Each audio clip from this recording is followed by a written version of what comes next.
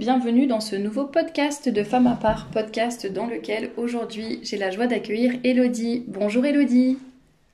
Bonjour Thérèse, ça va bien? Ça va, merci, et vous? Pour commencer en fanfare ce petit podcast avec un léger décalage horaire, n'est-ce pas, entre nous, puisque vous êtes au Canada. Je pense que nos auditeurs vont vite s'en rendre compte avec votre accent, votre joli accent. Donc c'est vous qui m'avez contacté pour enregistrer ce podcast ensemble et partager votre témoignage un peu par rapport à votre cheminement sur plusieurs sujets, mais notamment la spiritualité, la féminité, la place dans la famille, la tenue dans la famille, n'importe quoi, dans votre foyer, la tenue vestimentaire, etc. Donc on va parler de tous ces sujets-là. Si les personnes qui nous écoutent aiment écouter ce genre de témoignages, eh bien il existe toute une série de podcasts dans la playlist témoignages de cette même chaîne. Et si vous ne voulez pas manquer les prochains podcasts, eh bien n'hésitez pas à vous abonner et pour être sûr de ne rien manquer et d'activer la petite cloche. Et puis n'hésitez pas aussi, si vous voulez témoigner sur cette chaîne, eh bien à m'envoyer un mail thérèse@femmeapart.com. L'adresse est aussi dans la description. Et puis comme ça, vous pourrez aussi venir témoigner et apporter beaucoup de choses aux personnes qui nous écoutent et pour montrer des bons exemples et montrer que tout est possible, quelle que soit notre éducation et quel que soit l'endroit dont on part, j'allais dire, même si on part de loin, tout est possible, mais on le verra même d'ailleurs avec Élodie. Mais peut-être pour commencer, Élodie, si vous voulez bien vous présenter pour qu'on vous connaisse un petit peu mieux. Oui, parfait. Oh non, fermé. Aïe, aïe, aïe. Est-ce que vous m'entendez bien? Oui, je vous entends. Ok, parfait. Alors, pour commencer, je m'appelle Élodie, j'ai 21 ans, je vis au Canada, plus précisément proche de Montréal. Je vis avec mon conjoint et 2 petits chiens. Puis, c'est pas mal ça. Et qu'est-ce qui vous a donné envie peut-être de me contacter, de proposer votre témoignage? Comment vous avez connu Femmes à part? En fait, c'est un peu... je me remettais beaucoup en question il y a environ 2 ans. Je voulais surtout beaucoup m'améliorer. Puis, mon conjoint il m'avait mis un ultimatum car j'étais féministe à un point pas nécessairement extrême, mais quand même assez féministe. Puis, alors j'ai commencé à changer et faire des recherches et j'ai tombé sur votre merveilleux podcast. Puis désolée. Mais je me sentais... Oui, allez-y. Non, j'allais dire, il vous expliquait pourquoi il voulait que vous changiez, ce qui posait problème, etc. Ou c'était juste, t'es trop féministe, donc arrête. En fait, les deux, j'avais tendance à avoir une grosse attitude et je m'habillais excessivement vulgaire aussi. Je voulais surtout avoir l'attention sur moi parce que, bien évidemment, j'avais pas confiance en moi. Je crois que c'est un peu le problème avec toutes les féministes. Puis, alors, je voulais aussi apprendre à avoir confiance en moi, à m'aimer et surtout avoir une estime de moi. Et c'est qu'est-ce que votre podcast m'a apporté aussi. Puis, c'est pas mal ça. Fait que c'est l'ultimatum qui m'a fait. Il m'a dit, là, il faut que tu changes parce que moi, je suis plus capable. Genre, je veux t'aider, etc. Mais là, il va falloir que tu donnes un peu de tien parce que je travaille beaucoup, mais il faut que tu donnes un peu de tien.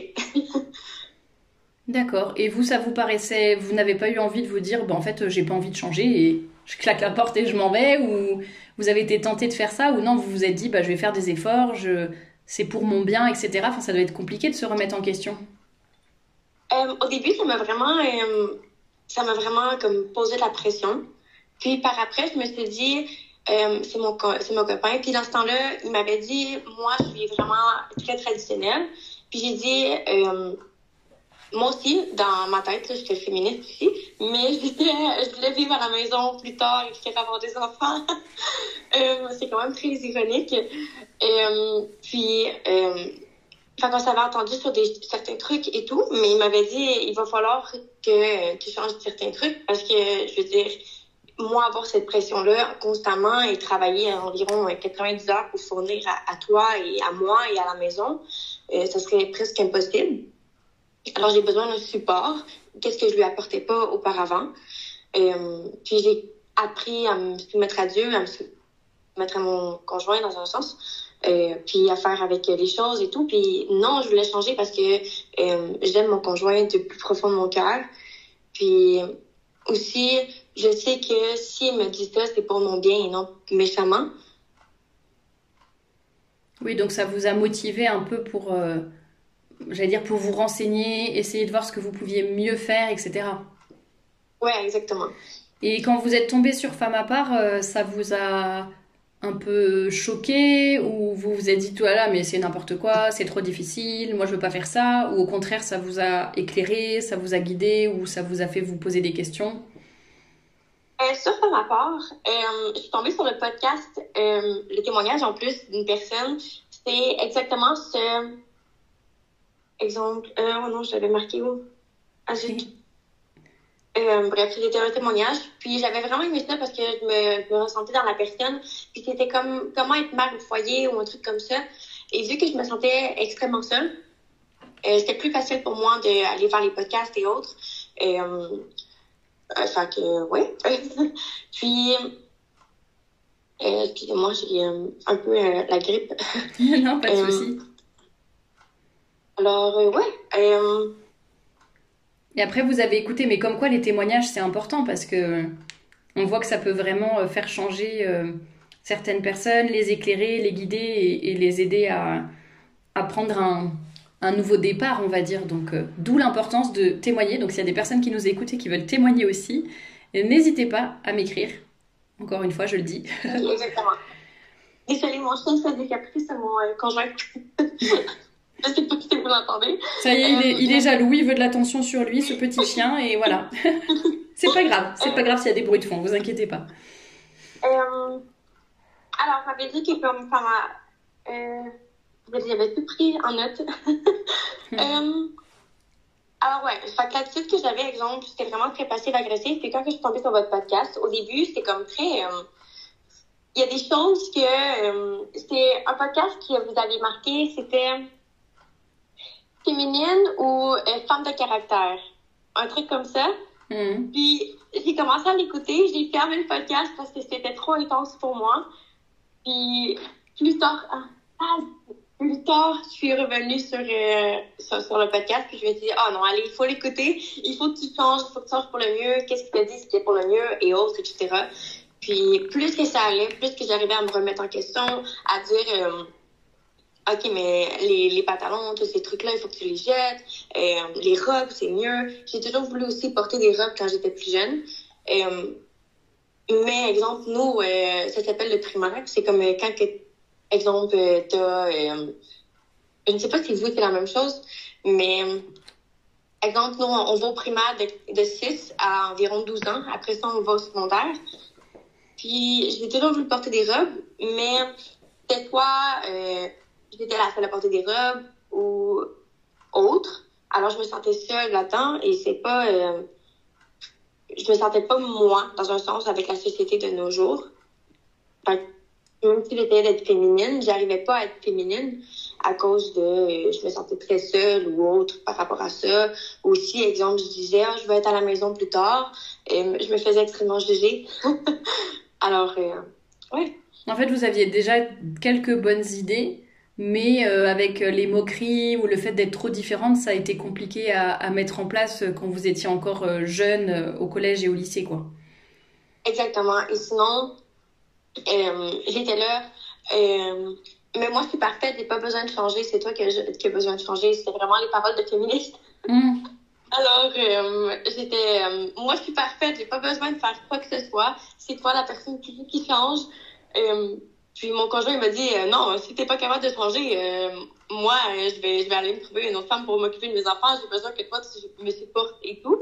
Fait que c'était un genre d'ultimatum comme ça qu'il m'a posé. Fait que j'ai fait, OK, ouais, il faudrait peut-être que je change. Et, alors, ouais, c'est ça. Et vous aviez déjà la foi à ce moment-là ou c'est venu plus tard que vous êtes rapproché de Dieu? Non, du tout. Environ, toutes ces parties-là, ça faisait environ 6 mois que moi et mon conjoint, on était ensemble. Puis par après, sa belle-sœur, ma belle-sœur, désolée, sa sœur en fait, elle avait à l'église depuis environ 5 ans. Puis on commençait à avoir des débats ensemble sur l'église et autres. J'avais toujours prouvé que Dieu existait et tout.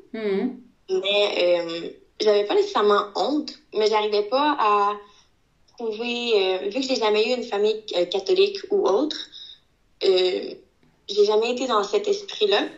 Fait que pour moi, je sais pas, en fait, j'ai pas d'explication à donner. Pour moi, ça, j'ai jamais pensé à y aller. Puis, elle me parlait de venir avec elle à l'église un jour. Puis, j'ai dit, ah oui, mais pourquoi pas? Puis, c'est là que ça a commencé. J'ai commencé à aller à l'église et tout. J'ai commencé à lire ma Bible. J'ai commencé à prier aussi. Et c'est pas mal ça. C'est beau ce cheminement, c'est vraiment tout qui est un peu venu en même temps, quoi. La foi et le rapprochement avec Dieu, le fait d'essayer de s'éloigner un petit peu du féminisme, de vous remettre en question, de travailler sur votre caractère, etc. Donc c'est beau de se dire que tout s'est passé dans la même direction et à peu près en même temps, quoi. Ouais. Oui. Puis, aussi, comme que je vous avais dit dans le courriel, mon conjoint a été menacé par ma famille. Euh, C'était à Noël en plus. Alors, vu que dans ce temps-là, j'étais chrétienne, mais pas autant que maintenant. Alors, je suis capable de maintenant dire faire des limites. Puis, je leur parle plus à ma famille, malheureusement, mais je crois que c'est la meilleure des solutions, car des fois, euh, même si on aime les personnes les plus profondes au monde, ces personnes-là sont pas nécessairement les meilleures. Euh, Puis, c'est ça. Fait qu'ils menaçaient mon conjoint ou autre, ou ils menaçaient moi. Alors, ils ont mis aussi de l'alcool dans mon verre parce que je buvais pas d'alcool. En fait, c'est Alors, quoi j'ai vraiment... pardon, juste pour comprendre, c'est pourquoi ils étaient comme ça avec vous et c'est Ah, parce que comment? j'ai aucune espèce d'idée pour être honnête. En fait, c'est parce que surtout ils supportaient pas vraiment que vous soyez en train de vous convertir, de changer, de vous améliorer, etc. J'imagine peut-être qu'ils trouvaient que c'était trop coincé ou Oui, je pense que, exactement, je pense que c'était ça parce que, exemple, il y a un moment donné où est-ce que j'ai reçu un membre de ma famille chez moi, puis j'ai appelé mon conjoint et j'ai dit, ah, écoute, je voudrais aller au parc et tout, c'est environ à 40 minutes d'ici, est-ce que je peux aller? Puis il était là, ah oui, vas-y, ça me dérange pas. Fais juste me dire quand t'arrives, s'il te plaît, juste pour ta sécurité et tout. Et la personne en question m'a regardé, il m'a dit, ouais, mais c'est pas ton père, t'as le droit de faire ce que tu veux. Puis j'ai fait, non, mais c'est mon conjoint, je veux dire, je lui demande ça pour ma sécurité. Puis c'était toujours des choses comme ça, alors j'ai juste coupé les ponts parce que ça me mettait énormément de pression dans un sens, et à lui aussi. Et, fait que, et ouais. ça ne vous a pas fait regretter vos choix en vous disant bah peut-être que j'aurais dû plutôt bah, ne pas me convertir, ne rien changer et rester avec ma famille ou vous arrivez à rester solide et convaincu dans vos idées? Euh, pour être honnête, je regrette pas mon choix parce que j'étais pas heureuse avec ma famille. Comme que j'ai dit un peu plus tôt, c'est pas parce que t'es avec quelqu'un ou la famille ou etc. que c'est les choses les plus heureuses au monde ou tout. Et alors ouais, fait que j'étais pas heureuse dans un sens parce que j'ai jamais été encouragée à les choses. Ou est-ce que, exemple, ma mère, quand je l'ai appelée pour dire que j'allais au podcast, elle m'a dit OK, cool, si c'est ce que tu veux dans ta vie, c'est OK, merci. Euh, alors, j'ai juste je me tiens vraiment, mon pilier, c'est vraiment mon conjoint sur ça, et Dieu aussi beaucoup, ma belle-sœur aussi, je me tiens vraiment sur les gens de mon église aussi, et il me tient beaucoup dans mes choses et tout. Je trouve que c'est plus facile d'être avec des gens qui vont dans le même sens que du courant que de ma vision des choses, que d'aller dans l'autre sens. C'est un peu ironique de dire ça, vu que j'étais féministe avant, mais c'est plus facile si je dévie un peu. Mon église peut venir me rapprocher de eux. Dans un sens, je sais pas si vous comprenez ce que je veux dire. Hmm.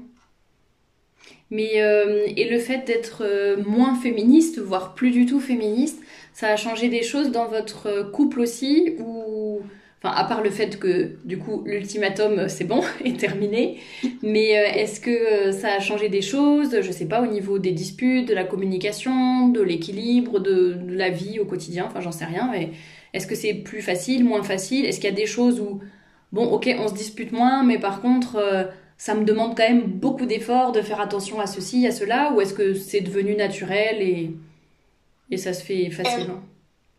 pour être honnête, c'est devenu quand même assez naturel. Au début, j'étais quand même assez provocatrice.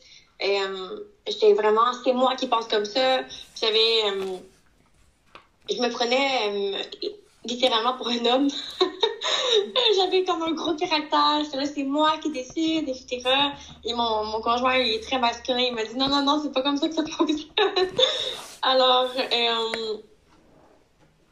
plus à mesure qu'il me montrait que lui était masculin et que moi j'étais féminine, il essayait de me montrer aussi délicatement, là, pas nécessairement toujours avec des ultimatums, mais plus que ça allait et plus que je me tournais vers ma féminité. Fait que je portais des robes, puis j'avais des compliments, et qu'est-ce que j'avais jamais vraiment reçu vu que je m'habillais vraiment très vulgairement et tout. J'avais juste des regards malsains d'autres hommes.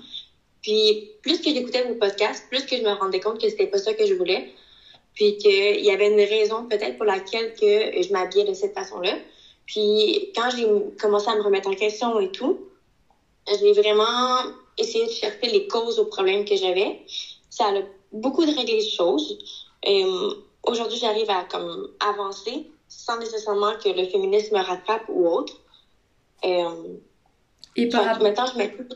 Oui, allez-y. Non, j'allais dire justement par rapport à la tenue vestimentaire, est-ce que ça a été difficile de changer de style vestimentaire? Est-ce que ça s'est fait naturellement? Est-ce que d'un coup vous avez jeté tous vos shorts et vos leggings et vous avez changé? Ou est-ce que vous avez fait petit à petit? Je demande parce que je sais que c'est différent pour chacune et ça aide celles qui nous écoutent d'avoir justement de voir différentes façons de faire quand on veut faire un changement vestimentaire.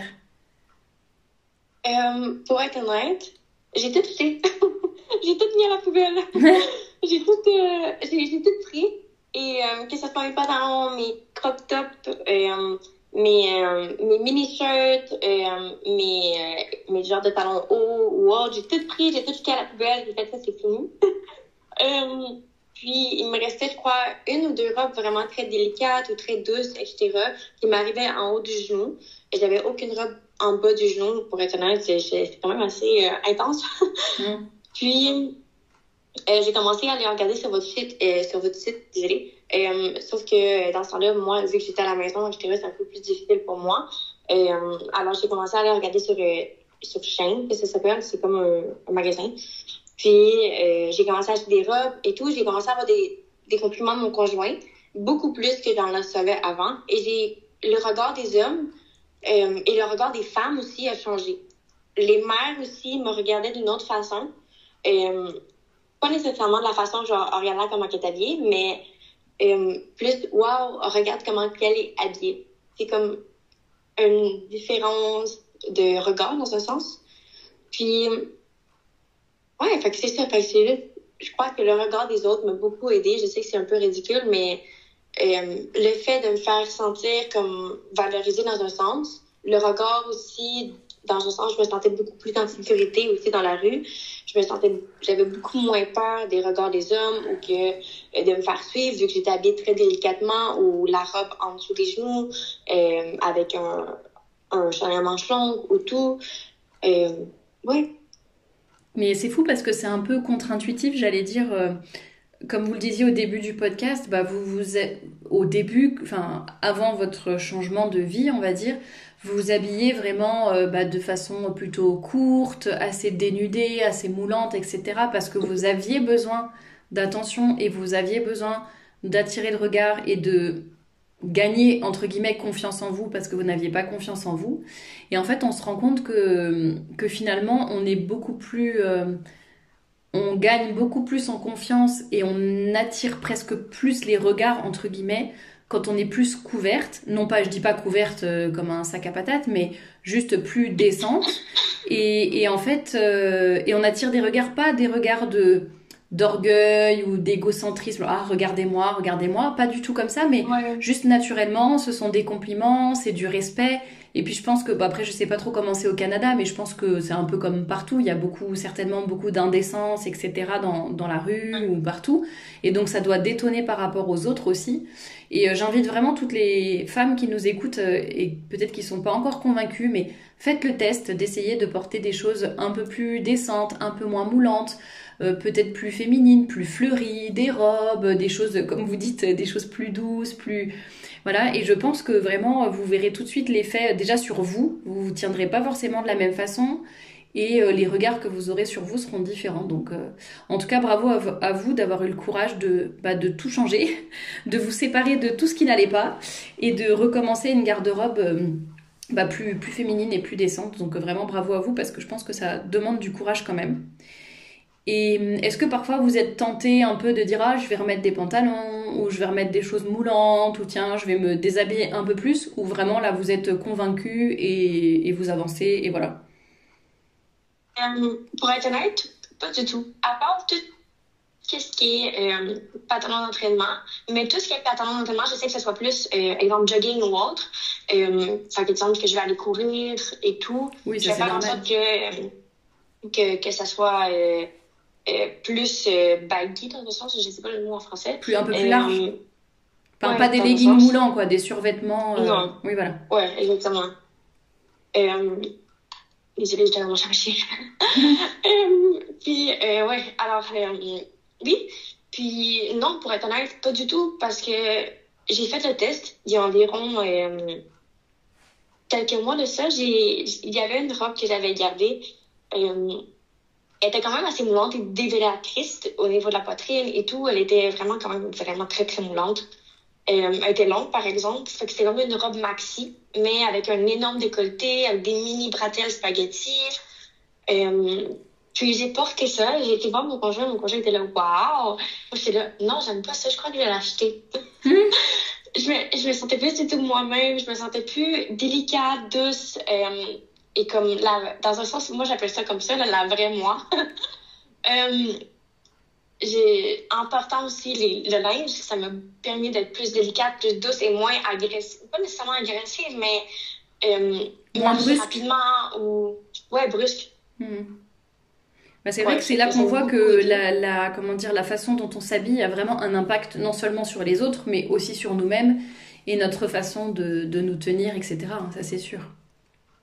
Et aussi la façon d'agir avec les autres. Surtout, au début, le regard des hommes me plaisait énormément. Fait que je regardais mon conjoint et j'étais là, mais voyons, pourquoi est-ce que les hommes me regardent comme ça? Il fait pas parce que t'es décente, parce que t'es jolie, parce que tu t'habilles plus nécessairement comme... je vais pas dire le mot, là, mais... Une j'ai fille plus d'attention une à fille de moi. mauvaise vie. Oui, effectivement. Alors oui, fait que ça aussi, le fait que de m'habiller comme ça m'a permis de me sentir beaucoup moins seule et d'écouter les podcasts que vous faites aussi, ça m'a permis de me sentir écoutée, entendue. Toutes les choses que j'essayais de faire et que j'arrivais pas à faire nécessairement tout seul parce que quand tu essaies de travailler sur toi-même, quand tu es tout seul, je faisais ça un peu on va dire, je vais le dire en québécois, là, je sais pas c'est quoi le mot en français. On a moins de Euh, motivation, on est moins motivé. Ouais, exactement. Exactement. Puis, on n'avait comme pas de support, on n'a pas de modèle et autres. Puis, quand que j'ai vu euh, vous étiez comme un peu mon support, faire comme un peu mon pilier. Je veux dire, mon conjoint il est mon pilier, mais c'est pas une femme. Fait que je me sentais beaucoup moins seule. Écouter aussi, faire wow, je suis pas la seule personne qui pense comme ça, ou genre, ah, c'est cool, je suis pas la seule qui s'habille comme ça, ou, ouais, fait que, Ah, ça me fait plaisir parce que c'est vrai que je pense que autour de Femmes à part, c'est vraiment construite une communauté qui s'encourage, qui s'entraide, etc. Toutes les personnes qui écoutent le podcast, qui s'encouragent dans les commentaires, toutes les personnes aussi sur le groupe Telegram, on pose des questions, il y a toute la communauté qui répond. On est bientôt 2000 sur Telegram d'ailleurs. Et wow. c'est beau de se dire qu'il y a toute cette communauté qui est vraiment prête à s'entraider et à se tirer vers le haut surtout, mais chacune vraiment de façon assez unique et spécifique. On n'a pas toutes la même vie, le même âge, on n'est pas toutes voilà, ou mariées, ou avec des enfants, ou pas, ou à travailler, ou à être au foyer, etc. Donc c'est ça qui est beau. Et d'ailleurs, si vous voulez nous rejoindre sur Telegram, je vous mets le lien dans la description en barre d'infos. Et en barre d'infos, je vous mets également les liens vers Instagram, Facebook, tous les réseaux sociaux de Femmes à part, on va dire. Et aussi le lien vers la boutique dont parlait Elodie tout à l'heure, hein, la boutique de robes, jupes, etc. Menti aussi d'ailleurs. Donc tous les liens sont dans la description comme d'habitude. Et si vous voulez nous écouter sur Spotify, c'est aussi possible et le lien est dans la description également. Peut-être une dernière question pour vous, Elodie, avant de conclure, ça serait plus sur la vie, un petit peu ce dont vous me parliez dans votre mail.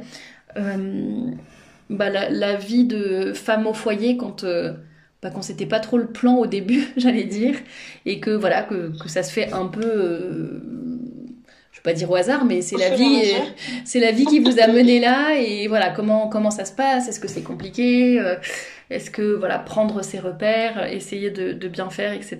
Comment ça s'est passé pour vous? C'est pas nécessairement compliqué pour mon conjoint, vu que quand il m'a demandé d'être femme à la maison, je m'avais déjà beaucoup améliorée. Fait que pour lui, c'est quand même bénéfique, vu que, exemple, mon conjoint travaille vraiment beaucoup pour subvenir à mes besoins, ses besoins et les besoins Du foyer. etc. Oui, exactement.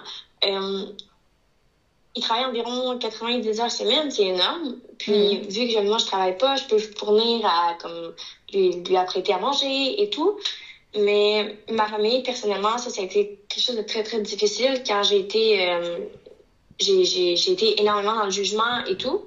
Ça a été, mais tu vis comme une Amish ou comme des Juifs ou on n'est plus dans les années 1800 ou quand j'arrivais à quelque part, c'était, oh, regardez, la Amish, elle arrive. Fait que, Ah, sympa. je pense à ça maintenant. Ouais, je pense à ça maintenant, c'est quand même drôle. Mais sinon, j'ai vraiment trouvé la vie de femme à la maison, c'est quelque chose, c'est vraiment une expérience formidable pour être honnête. C'est quelque chose de vraiment très cool. Ça m'a permis de pouvoir travailler sur moi sans nécessairement avoir la pression du travail ou la pression de la société parce que j'étais vraiment enfermée dans mon cocon. Fait que j'ai regardé vos vidéos en boucle et chaque jour, je regardais des nouvelles vidéos et tout. Je pouvais me remettre en question. Les livres que vous parliez, je les regardais.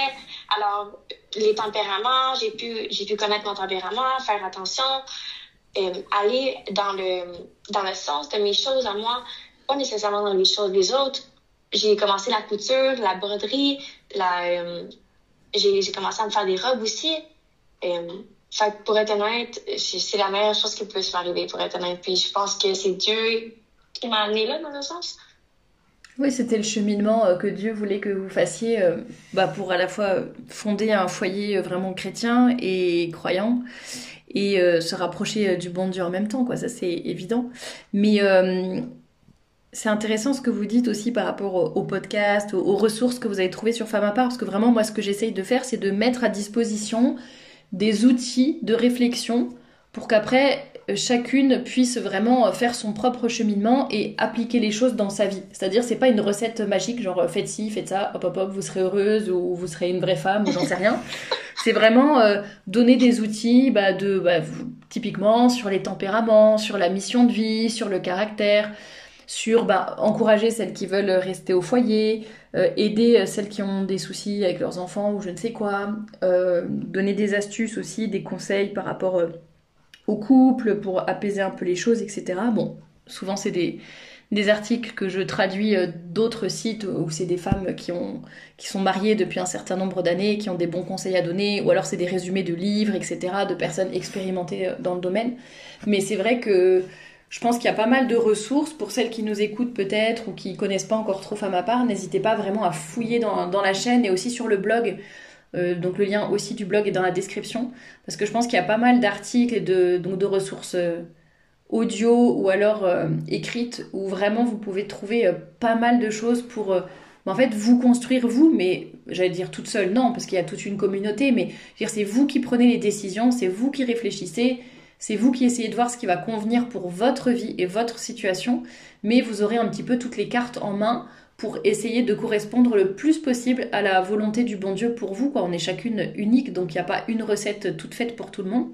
Mais c'est vraiment à chacune de trouver sa mission de vie et le rayonnement qu'elle va avoir là où elle est, en fait. Donc, et j'ai l'impression que c'est ce que vous avez réussi à faire. Et donc ça, bravo à vous, Élodie, pour tout ce cheminement. Merci. C'est grâce à vous, hein. Moi, c'est pas moi, hein, c'est le bon Dieu qui, c'est le bon Dieu qui fait à travers ce que j'écris ou ce que je dis, mais c'est vraiment pour et par le bon Dieu, on va dire. Et est-ce que vous vouliez dire, je sais pas, ajouter quelque chose, donner un dernier conseil pour les personnes qui nous écoutent, ou voilà, si vous avez une dernière chose à ajouter avant qu'on se dise au Je veux revoir? juste dire pour les mamans qui sont à la maison en ce moment, puis qui se sentent extrêmement seules, j'ai passé par là, puis je sais que c'est très, très difficile, surtout quand, exemple, le mari il travaille ou moi, personnellement, j'avais pas d'enfant, j'avais pas de chien, et j'ai pas d'enfant non plus, mais c'était très, très difficile. J'avais pas nécessairement un gros sac d'amis, en fait, j'en avais pas. Alors, femme à part m'a vraiment permis de comme rester à la maison, car sinon, j'y aurais pas survécu. Mais c'est de continuer, prier et tout. Je pense que c'est vraiment la clé des choses. Juste garder espoir, parce que je sais que des fois, les batailles spirituelles peuvent être quand même assez intenses, mais c'est juste de continuer à espérer. Puis un jour, l'espoir devient réalité. Alors, c'est pas mal tout. Eh ben, merci beaucoup, Élodie, pour ces dernières paroles, on va dire. Et merci d'avoir accepté de vous connecter depuis le Canada.